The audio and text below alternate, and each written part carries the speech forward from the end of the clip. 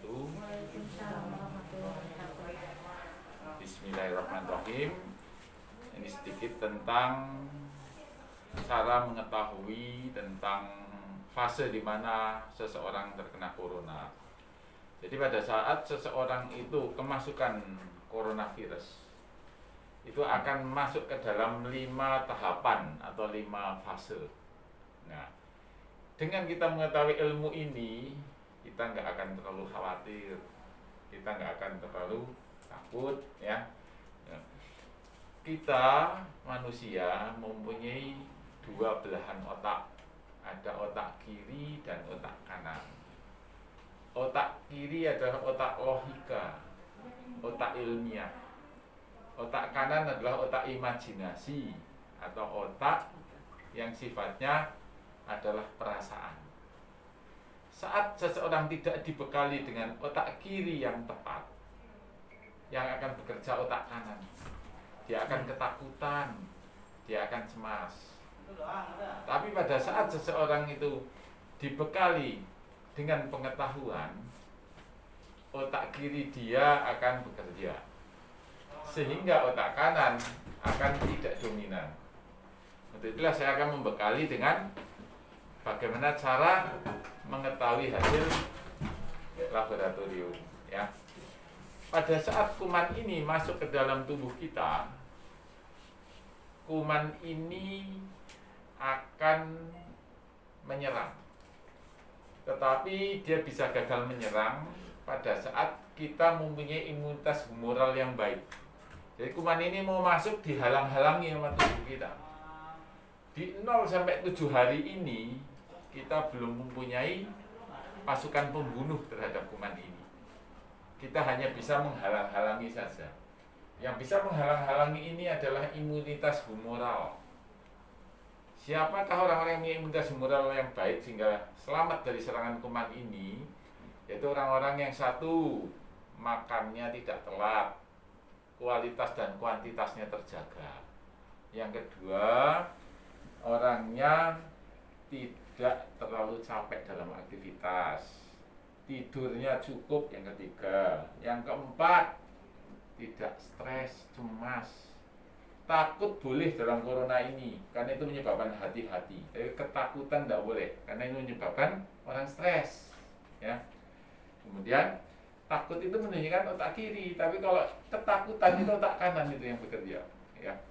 Kemudian yang kelima, kena matahari setengah jam dengan olahraga ringan.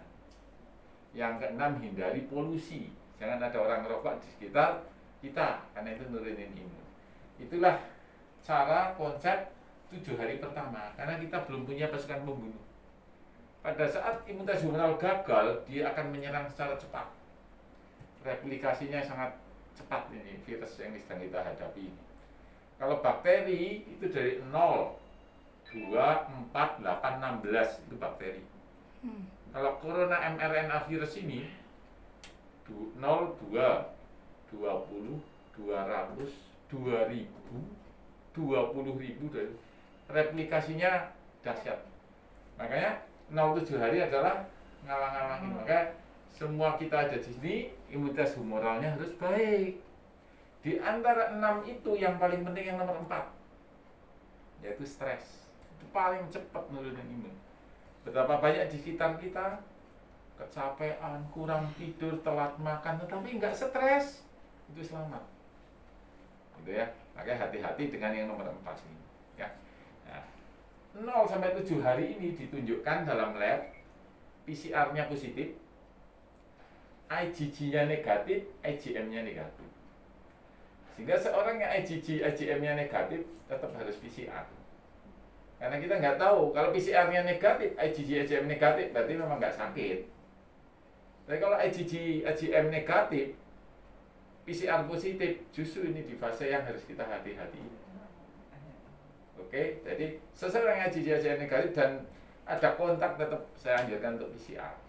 Kalau itu negatif, alhamdulillah, ya. Oke.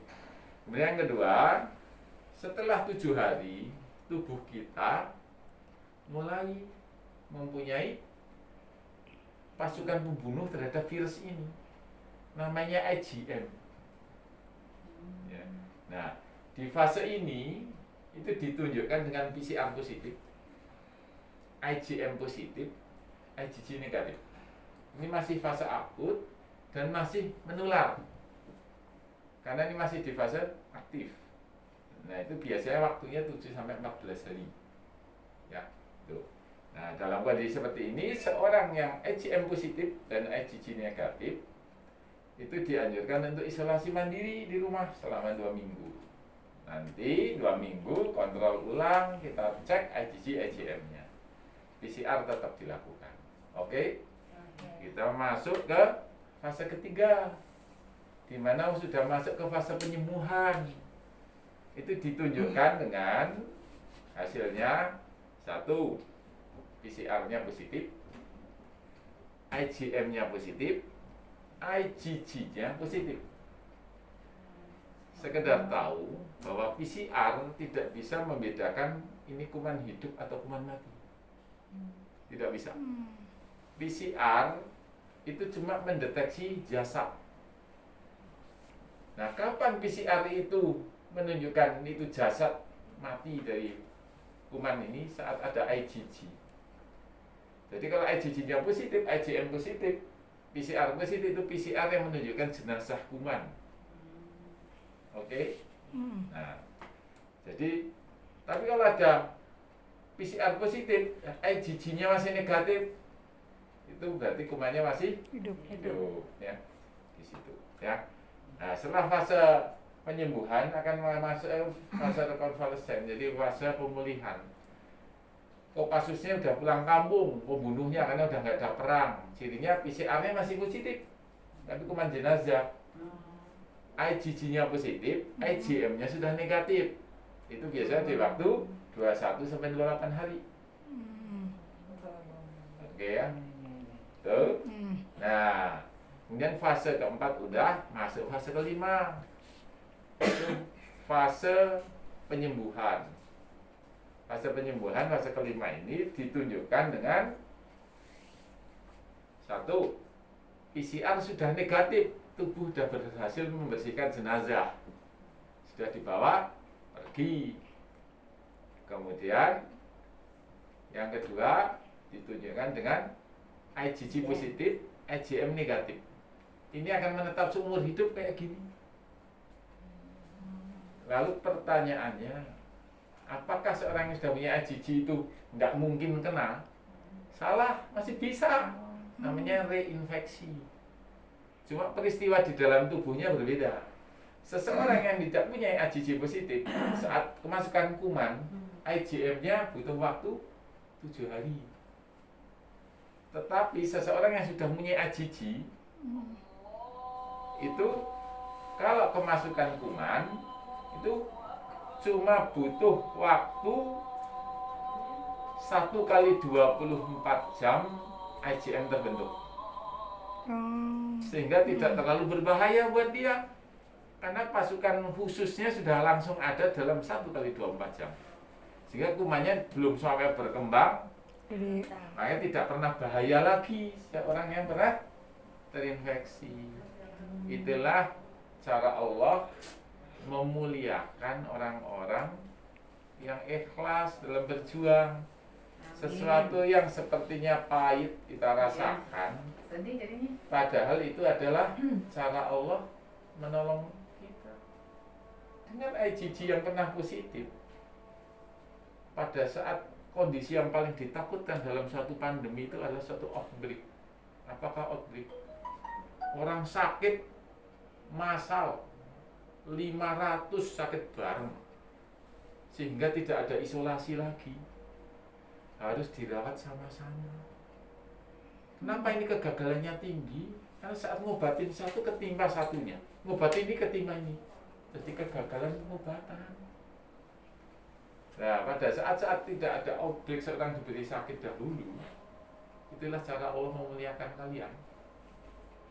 Dipilih sama Allah, sehingga nanti terjadi fase IgG sudah ada, kemasukan udah nggak apa-apa. Masya Allah ya. Kadang suatu rahmat Allah dikemas dengan sepertinya menurut akal kita kesedihan. Padahal itulah cara Allah memuliakan kita. Maka mari kita ucapkan dengan rasa syukur. Karena di dalam kondisi bahkan ada Allah memuliakan dengan OTG, dikasih IgG positif, IgM positif, tapi waktu sakitnya tidak ada gejala. Masya Allah. Dan itu banyak dimiliki oleh tenaga-tenaga kesehatan.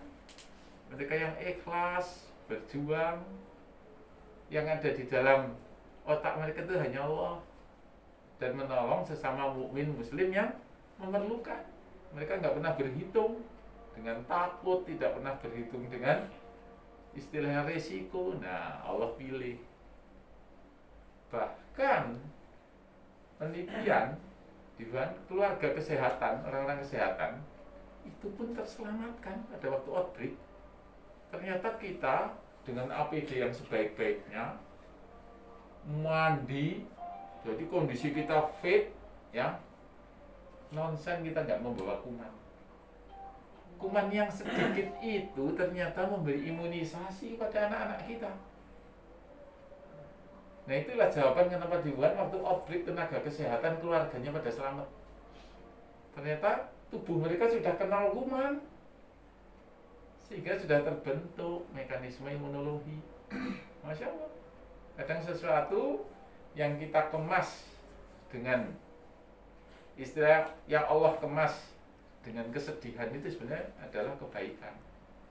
Makanya saya tergolong yang tetap menganjurkan kalian semua pulang ke rumah, bukan ngekos, kumpul sama mereka-mereka yang kita cintai, tetapi dengan catatan selama bekerja kita sebersih mungkin, APD-nya sedisiplin mungkin, pulang kita mandi, kemudian baju supaya direndam dengan mekanisme yang presisi seperti itu nonsen. Nggak ada kuman sama sekali, pasti tetap ada. Nah, kuman yang kecil itulah mekanisme imunisasi. Ya, itu. Jadi mari tetap kita berlindung kepada Allah. Ya, semua kita serahkan kepada Allah. Kita adalah tentara-tentara Allah, agen-agen kebaikan. Yang penting satu, jaga niat. Kedua, usaha maksimal. Yang ketiga, kawal dengan doa.